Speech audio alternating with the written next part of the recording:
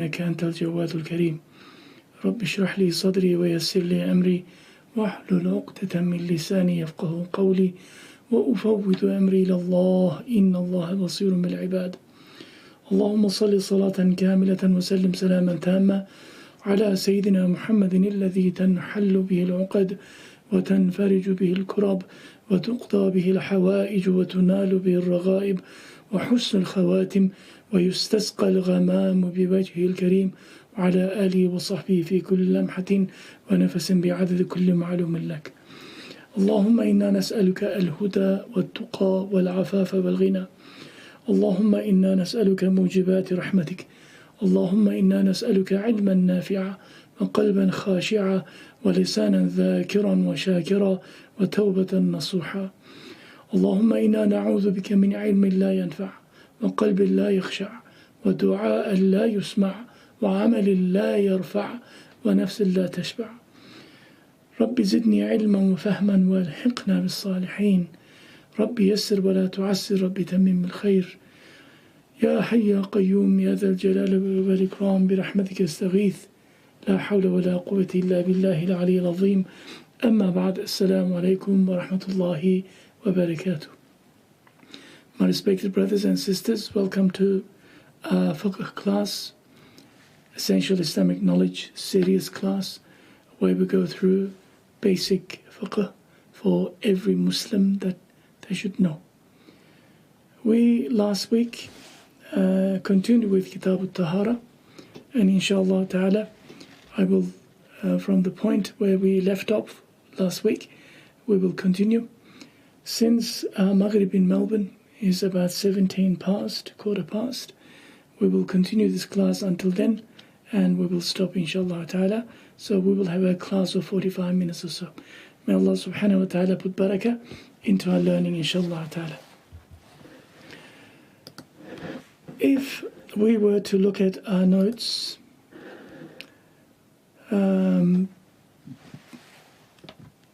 let me look at my notes, and I can also show it to you, my notes.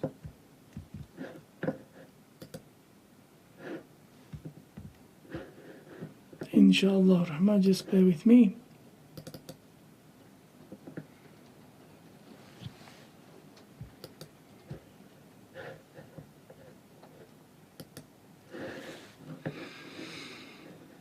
Inshallah, Bismillahir Rahmanir Rahim. Here we go. You should be able to see the slides. Last week we went through some of these points, and this is where we have stopped, on page 24 of our notes. We're still going through what is regarded in the Sharia as pure and impure. Najasa khafifa and najasa ghalidha. We went through all the categories, and we are continuing with this particular topic. Inshallah, if you're taking notes, please take down. And if you have questions, which many people ask during the week, you can send me a question, and inshallah we will try to tailor the answer to your needs also, inshallah, without mentioning your name. Removal of actual impurity. There are many methods in the Sharia, but it is more immediately required, essential for you, is, for example, removal of dried semen. When dried or congealed semen is scratched off a garment so that nothing remains visible, the garment is considered to be pure. You're woken up and there are some remnants in your underwear and you need to do your salat. You don't have access to water or change of clothing, underwear for that matter. And of course you took your shower and you had your ghusl, but you need to do salat, then realize that there is some semen in your undergarments. And you have no way of washing it at the moment. So if it's dry, if you were to rub them together or scratch it out completely, it's removed. According to Sharia, then that is regarded as tahir, as pure. cleaning solid objects, swords, knives, similar things like mirrors, a very smooth surface, may be made by no more than just wiping away the impurity, making sure that it looks clean. If you are washing, if you can wash it, of course the first priority is always washing, but if not, the only way to clean it is not water, but also you can wipe it and it'll be cleaned. Removing of impurity from ground and the like. This is more relevant to you. When we do our salat, we have to make sure that we have wudu, we have ghusl. Najasa, hukmi, it is regarded. Yes, we need to, from hadath, we need to cleanse ourselves in order to be eligible to do our ibadah. But not only this, we need to make sure our clothing as well as the place of worship has to be also pure. So your clothing is pure, you stop the car, you're on the side of the road and it's a public park and you look at the ground. If rain comes, winds, the elements, that place is subject to elements of nature. That is, according to Sharia, it is regarded as tahir, as long as you don't see something that is visible. If you don't see any cow dung or some droppings of other animals visible in front of you, that particular grass, that particular earth is regarded as clean in the Sharia. But if the ground is impure for some reason, you've seen some things happening over there, and when that impurity dries up, goes into the earth, there is no trace of it remains. The ground will be considered to have become pure, and your salat may be performed at that very same place. However, one thing very important, it will not be allowed for you to use that earth for dry ablution for tayammum. If you knew that place was such and such condition before, that it is not the clean earth that you normally come across, but you know that that's the only place now that you need to pray. Yes, visibly there is nothing wrong with it. Yes, according to Sharia, if you knew the condition of that place before, and it is not permissible to make tayammum. The same will apply to walls, bricks, patios, trees, and leaves. That is, they will become pure by the impurities drying up and disappearing, or washed by nature, by rain, thunderstorms, whatever the case is. Although if the leaves are separated from the tree, or the bricks from the wall or patio, they will not be pure until they have been washed. They have been washed. But if those leaves fell on the ground and they're washed away, or the wind swept away, that's a different story altogether. Now we want to open up the next topic in relation to tahara, cleanliness, which is actually number one for us more than everything else, is the concept of istinja. Istinja. Removing the istinja is the name of the process that's given to removing the impurities after one has gone to the toilet, relieving oneself either with number one or number two.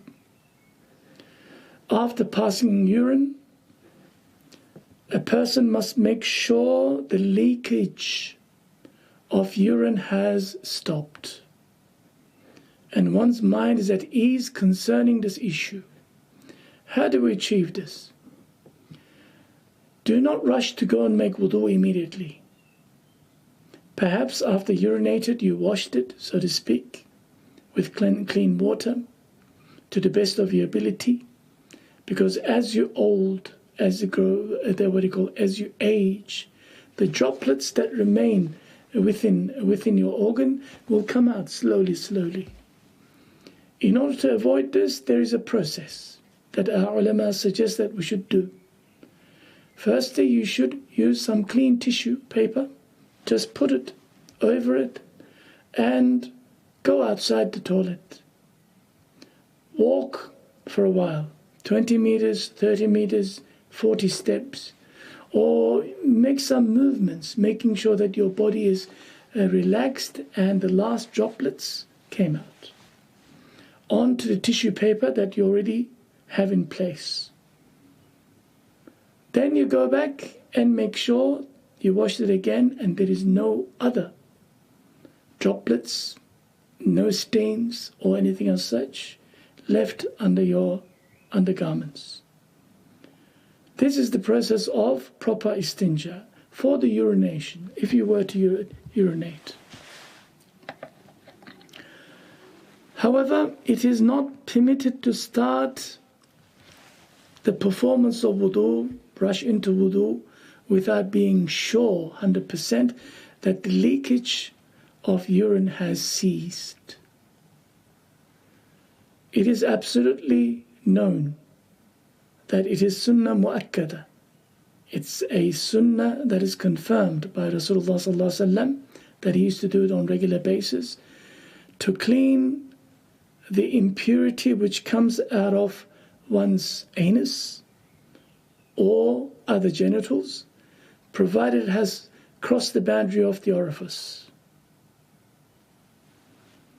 We must clean it. If it has crossed the orifice and covers an area equal to the size of a dirham in the liquid sense, if it's urine, it is wajib to remove it. We went through these definitions before. But if it exceeds the area of a dirham, size of a 50-cent coin, in terms of stain of urine, it is fard to remove this filth by washing it with water. Otherwise you cannot pray with this particular stained clothing. When making ghusl, to remove the state of major ritual impurity, yes,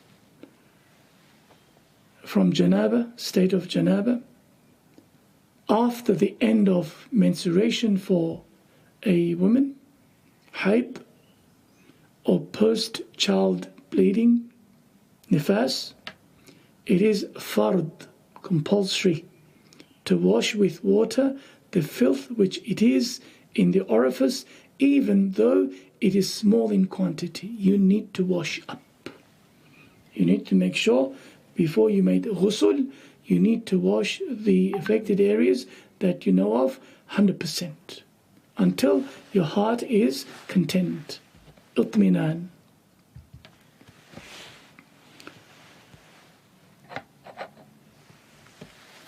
Istinja, the process of cleansing oneself after toilet, is to be accomplished by wiping the filth with a clean stone using the left hand. Before you jump up and down, let me make some clarifications. Islamic rule, Islamic fiqh is for all humanity at all times, regardless whether they are city dwellers or they are urban people. They live in the rural areas, in the farms. Islam takes the least common denominator, and Islam says we have to give the least, the rule first, so that you can apply everything else afterwards. So we assume that we're living in an agricultural society, we're living in a farm, or we are outside traveling perhaps, and we have no access to water. In that case, since there was no toilet paper invented at that time, a tool specifically used for cleansing oneself, yes, stones were used. Stones were used, not huge stones, little pebbles that you can take and wipe the filth from the orifice of the anus. And for this, we are also advised to use odd number, part of the sunnah of Nabi Sallallahu Alaihi Wasallam, odd number of stones. Okay, if you insist that you're using toilet paper in the city, not a problem. You can also use odd number of toilet wipings, toilet paper, odd numbers. Although it is makruh for us to use anything other than that, something that is honored, paper, newspaper even. In the olden days, paper was something that is reusable.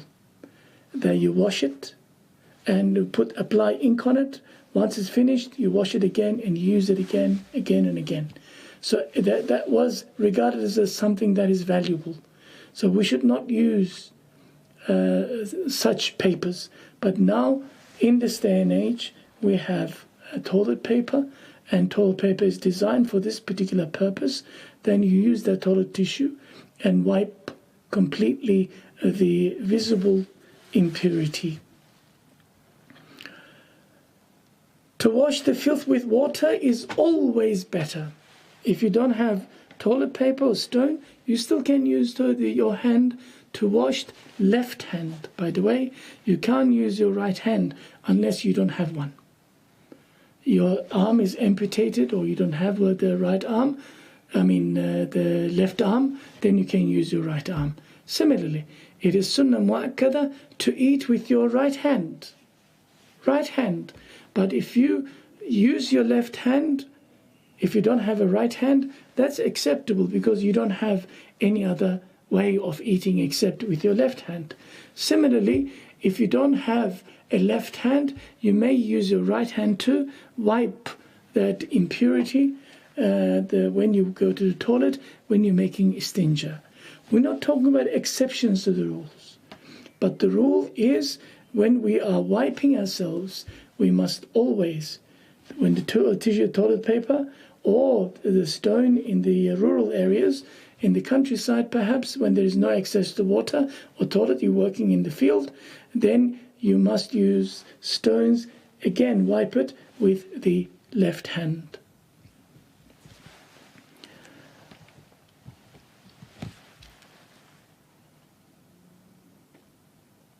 It is makruh to make istinja by use of bones, baked brick, coal, glass, for obvious reasons, or anything worthwhile such as cotton or jewels, no matter how rich you are.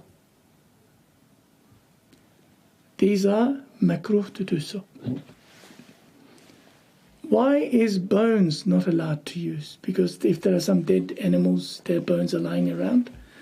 Nabi Sallallahu Alaihi Wasallam actually forbade this for his ummah to do so. Directly from the hadith, I'm translating it to you, that Nabi Sallallahu Alaihi Wasallam, when he was asked, why aren't we allowed to use bones? He said, do not use bones because it is the food of your jinn brethren.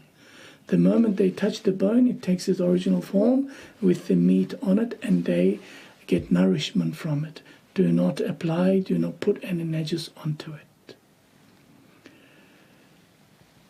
For any other sharp objects like glasses and coal, it's more dangerous than anything else.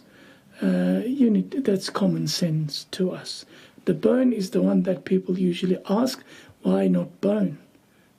Bone is for that particular reason I just mentioned to you. Best of all is to use both toilet paper and water, or the stone and water. That is, wipe the filth with the stone first until you are convinced that there is no more, then to wash it with water. It is, however, correct to use either water or stones. In the absence of water, stones can also be used or the toilet paper also in that manner. What if you're traveling and you are in a country road and you came to a public toilet?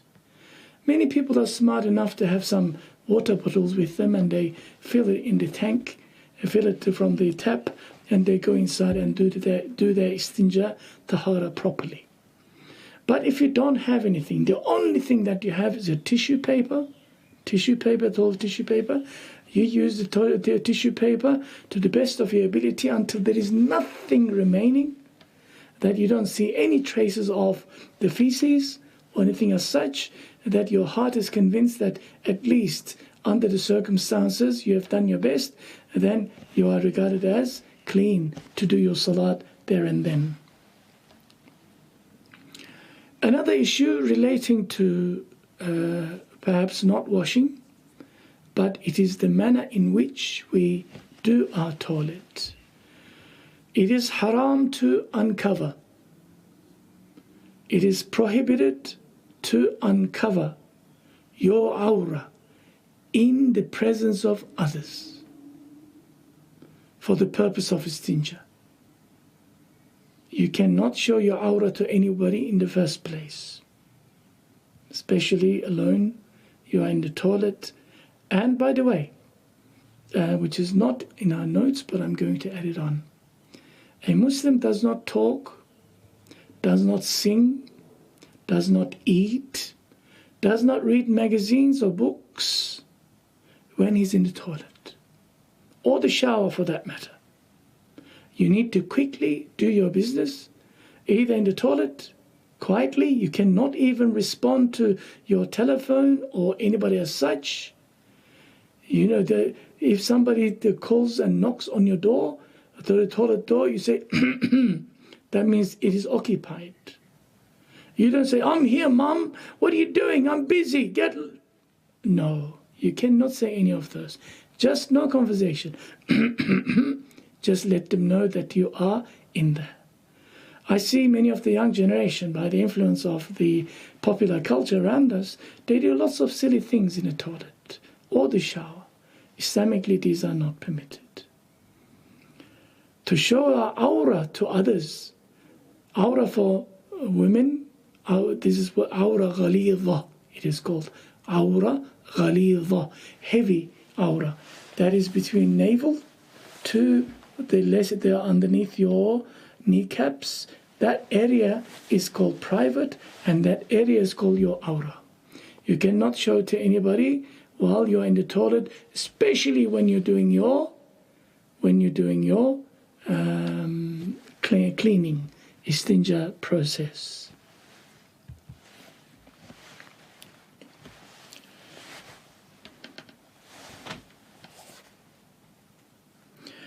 If the filth, impurity has crossed the orifice, and the place over which it has spread is more than the measure of a dirham, and it is not removed despite having water available, underlined, or other objects with which it can be removed, tissues or stones, we said, the prayer is invalid. Your salat is not accepted. Another common practice amongst the people of today, which is against the sunnah, against the practice of our deen, is it is absolutely disliked, it is makruh, completely against the sunnah, to defecate or urinate in standing water.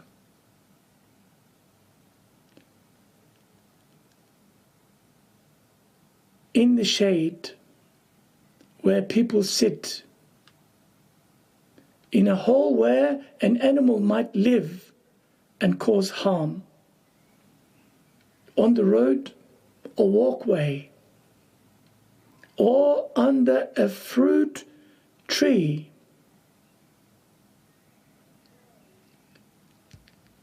Standing water is something that is in a bucket, a large bucket, that if you were to urinate in it, maybe some other people afterwards, they come back and use it, or even give it to their animals, you're doing something wrong.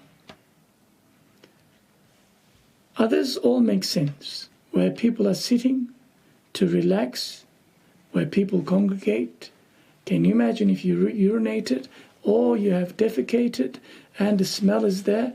This is la yajuz, not permissible. Even to the environment, the animals. You might see a hole, a big ant hole, or maybe some little animal that go in and out.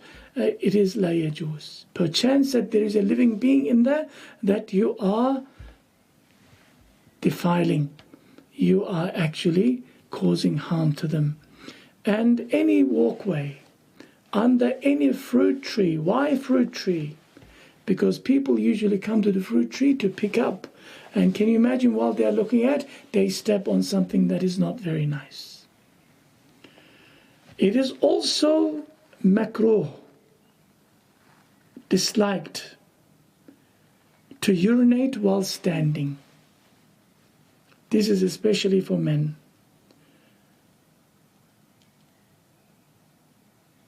It is sunnah of Nabi Sallallahu Alaihi Wasallam to sit. In this day and age, it is easy to sit. Even for the elderly who cannot, used to squat, that we used to squat and do our business, now do have toilet seats, European style, and you just sit making sure that toilet seat is clean, and you have done your business, and you did your istinja, wash yourself with whatever bidet they have, or something else, the hose, and you can wipe it again and come out. It is makruh to do your urinating while standing up, unless there is an excuse of very serious nature. What do you mean? Now you have stopped the car, you need to urinate, it's all marshlands. The grass up to almost your half of your height. It is impossible to sit, it's all wet everywhere. So in that way, make sure that you don't face towards Qibla and you can urinate.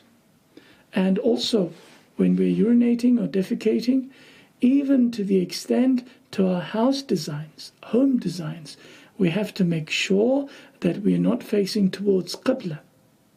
We're not facing towards Qibla. You should know where your Qibla is if you're a praying person.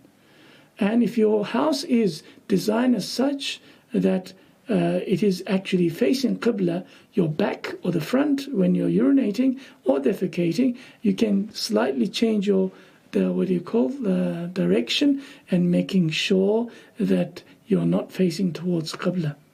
So you can only urinate under certain circumstances while standing up where the conditions are impossible for you to sit down. Otherwise, under normal circumstances at home, we must teach our children this. This funny signs on top of the toilets, oh, please aim correctly, do not miss, is funny. But in Islam there is no such thing. No singing, no dancing, no listening to music, no reading, no eating in the toilets. If you ask your children to go to high school and primary school, junior high school, you should see that some people have their lunch in the toilet seat. If you grew up in Australia, that's the norm. You cannot do this. Perceptible impurity as opposed to imperceptible impurity. All impurity must be removed until it is attained for the thing one is trying to purify.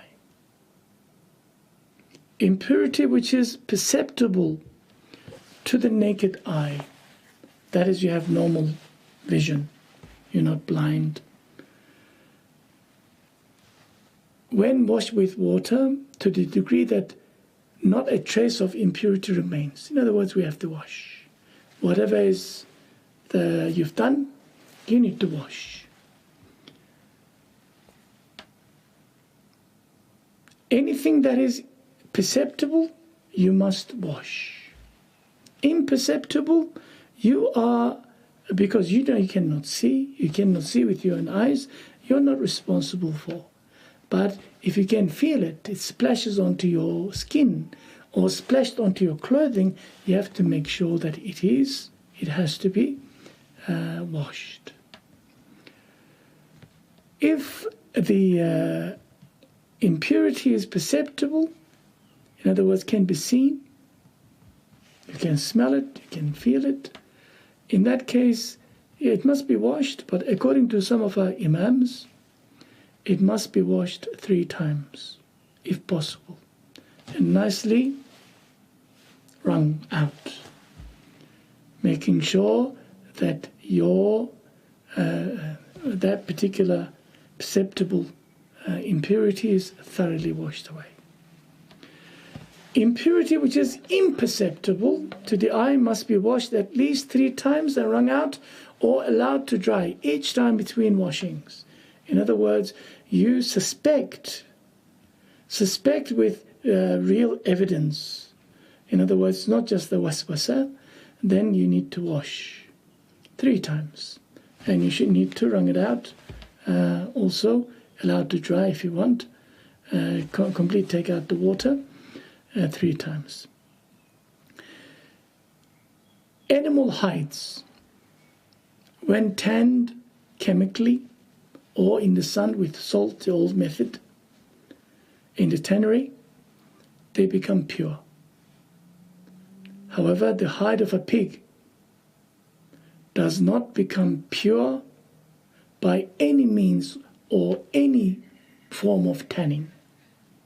Because we spoke about this before, a pig itself is li'aynihi haram. In its essence, the whole thing is made haram. Subhanallah, after having a talk last week about bristles, the boar bristles, that li'aynihi, everything is haram of the pig.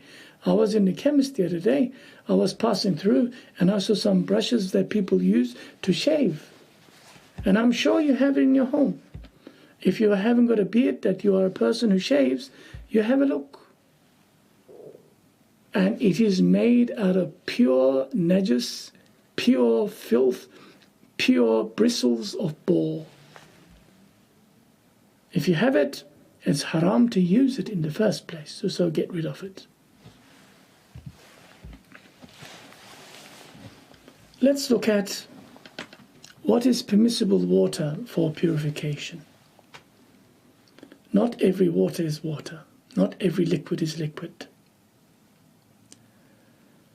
So tahara, purification, cannot be achieved from hukmi, legal, states of minor or major impurity, that is wudu or ghusl,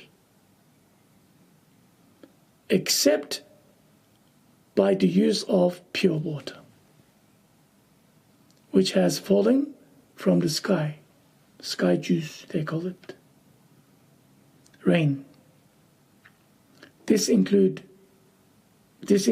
melted ice, melted snow, melted hail. That's still regarded as pure. So if you went to snow, and many people do, this year we couldn't go because of COVID, then you need to make wudu. Yes, there is no access to any taps anywhere. You can use that snow, to, mashallah, make wudu, and you can do your salat. If it's water from the heavens, yes, no problem. Secondly, welled up water from the earth, like seawater, or well water, or spring water. These are all forms of pure waters. It can be used to purify oneself, to make wudu and ghusl. The water that has already been used for purification, such as wudu. In wudu, we use the water, is regarded legally in Islam pure, but can no longer be used for purification purposes. Still clean water, but you cannot use it for further purification purposes, for ghusl and wudu. The water is considered to be musta'mal, used water, as soon as it separates from the body. MashaAllah, you splash, do not splash, makruh to do so. You're washing your face and the water is dripping on the floor. This water is still clean, but you cannot use it for further wudu or ghusl, for that matter.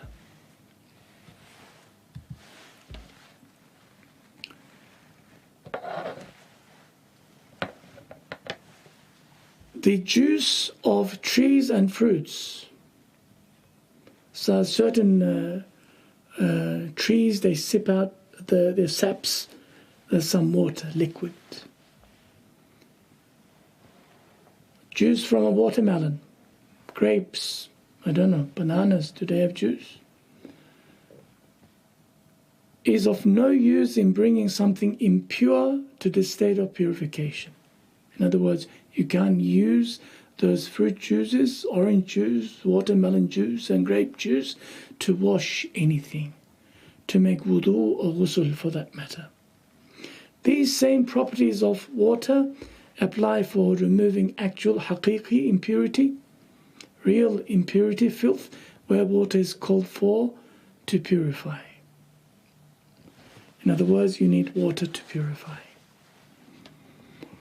If a foreign substance which is pure, like sand, clean sand, soap, saffron, etc., should fall into water in small amounts, it will be considered permissible to make ablution with it,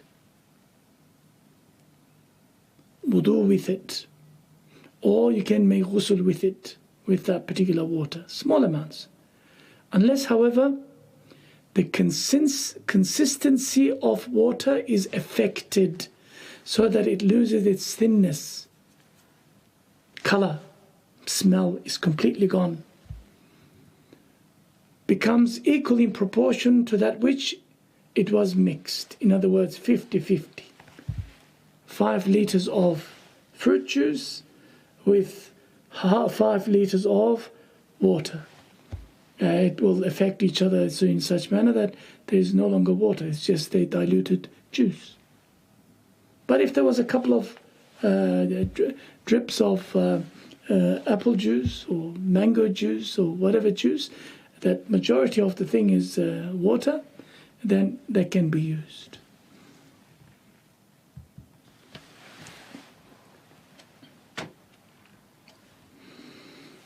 If the water becomes so overwhelmed by the other additional substances that it loses the name water and instead called the juice or diluted juice, broth, rose water, vinegar, etc.,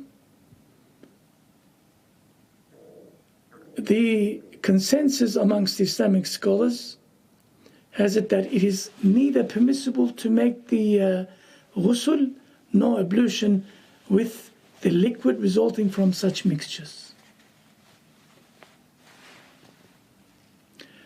However, according to Imam Azam Abu Hanifa, rahimahullah, such liquids may be used to wash and purify clothes, secondary purposes, not ghusl and wudu.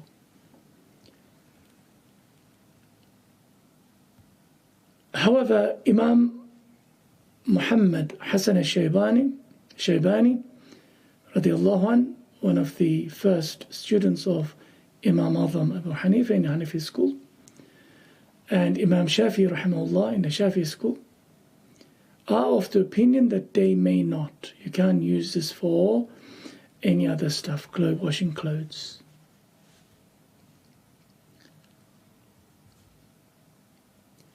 Inshallah, before we finish, let us briefly discuss what is large quantity and what is small quantity of water.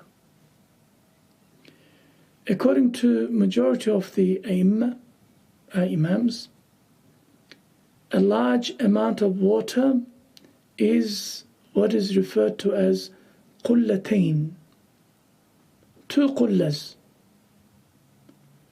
It is approximately 210 liters. According to Imam Abu Hanifa rahimahullah, a large amount of water is that which, when agitated on one side of the bank, will not immediately become agitated on the other side. In other words, the large, maybe river. The mutaakhirin ulama, the later scholars of the Hanafi school,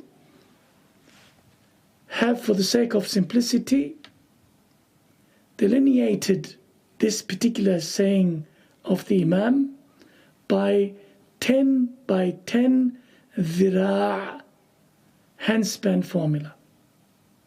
Handspan formula, dhira' is from the tip of the finger to the elbow here, this distance, 10 of them. If this is 50 centimeters, 10 of them is 5 meters.